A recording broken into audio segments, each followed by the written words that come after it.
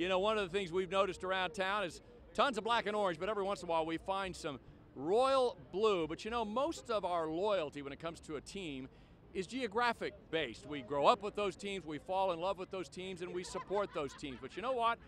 We found a Bay Area family on the Oakland side of the Bay of all places that has absolutely no KC connection, except for a love for a certain Hall of Famer.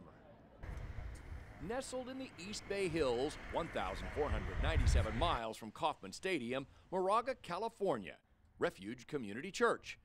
Here in the heart of A's and Giants country, Pastor Ron Johnson preaches the gospel according to Brett, as in George. So I guess it all kind of starts with me really loving George Brett. What started was a love of all things royal at the age of 12, a bedroom in blue and Brett, a love of Brett's swing, his desire, his loyalty to one team. That made this California kid a loyal royal for life.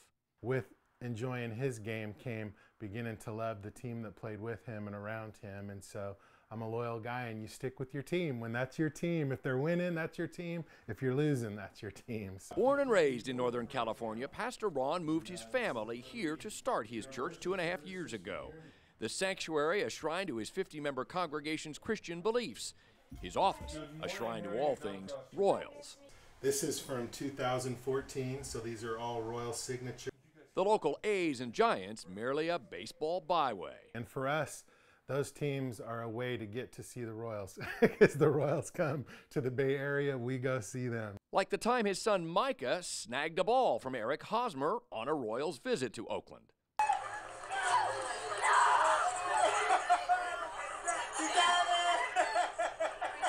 I said, the Royals are so going to win this year. And they're like, who's the Royals? And then this year, they're going to know who we are. And Mom?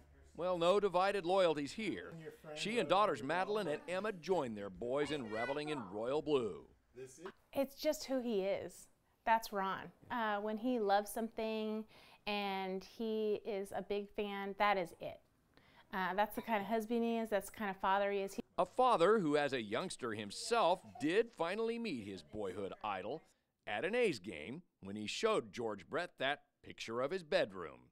He's standing right here in front of me. What is my childhood idol going to say? And he looks at the picture and he looks up at me and he says, what are you, on drugs or something?